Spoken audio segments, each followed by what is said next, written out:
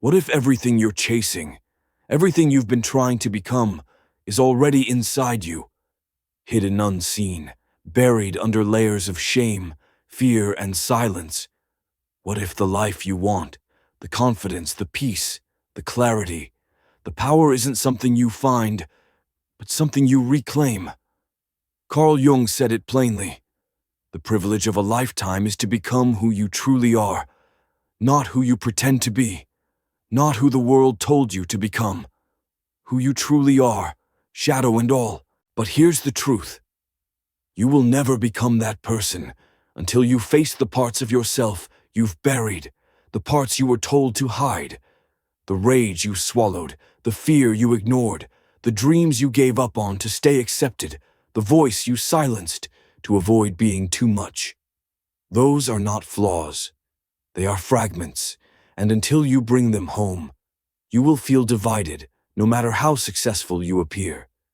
Because healing isn't about perfection. It's about integration, and integration demands that you stop performing for the light and start listening to the dark. But no one teaches us this. We're taught to look good, to stay busy, to hide the mess, to smile through the storm and bury the parts that make people uncomfortable. So we become experts in adaptation. We build masks. We edit ourselves for acceptance. We lose our voice in exchange for belonging. And one day we wake up and realize we don't even know who we are anymore. You feel it, don't you? That dull ache, that sense that something is missing, that quiet anxiety that lingers even when everything looks fine, that whisper in your chest asking, what would it feel like to be whole? That is your soul speaking, not for attention, not for pity, but for truth, because something inside you remembers. Something inside you knows that the version of you you've been hiding is the key to the life you've been seeking. This is what Jung understood. He didn't teach us to destroy the shadow. He taught us to know it, to face it, to listen to it. Because the shadow isn't evil, it's exiled. It's not the enemy. It's the part of you that got left behind when you learned how to survive.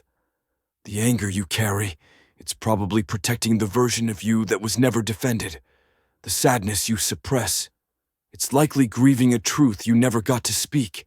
The envy you judge, it might be pointing to the dream you gave up on because someone told you you weren't worthy. The shadow doesn't want to destroy your life. It wants to reveal it. And when you start facing it, something incredible happens. You stop chasing validation. You stop building from insecurity. You stop needing people to fill your emptiness because you finally started filling it yourself. You begin to live differently. You begin to speak differently. You begin to look in the mirror and say, I know who I am. All of me, and I'm not hiding anymore. That is freedom, not being flawless, being fully claimed. You've lived your life mastering survival, adapting, contorting, succeeding, but always with something clenched inside your chest. Always with a part of you locked away in the basement of your own psyche. You call it discipline, you call it ambition, but deep down, you know, you've been running. Not from failure, you've faced that. Not from rejection, you've endured that. You've been running from yourself, from the parts of you that cry out in silence, from the truths you buried so deep that even your dreams can barely find them, from the voice in the pit of your being that keeps asking, when will it be safe to come out? But here's what you need to understand. You don't become free by achieving more. You become free by reclaiming what you abandoned, and you abandoned it. Because somewhere along the way, someone taught you it was wrong. Too emotional, too intense, too wild, too honest. They couldn't hold it. So you learned to hide it, to put on armor, to become who they needed, and forget who you were. And that strategy worked for a while. You got things done. You played the part. You fit the mold. But now you feel it breaking. Now your soul is restless. Now the life you built is too small for the truth trying to rise inside you. You don't need more motivation, you need permission. Permission to feel what you feel. Permission to reclaim what was once called too much. Permission to say, yes, this is also me, and I'm done hiding. That's not weakness, that's wholeness. That's what Jung meant when he said, we meet ourselves time and again in 1,000 disguises on the path of life. You keep running into the same patterns because you keep skipping the part of you that's trying to be seen. You keep sabotaging yourself because the shadow you've ignored is now steering the ship. That deep insecurity, it will control you if you won't confront it. That unresolved grief, it will bleed into your joy until you finally listen.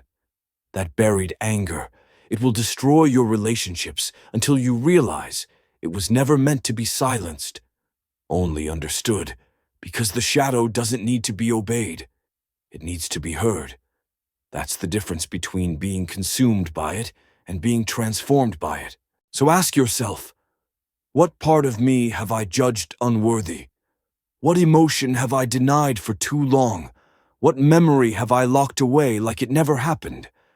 And more importantly, am I willing to go back for it now? Because here's the truth, most people never want to face.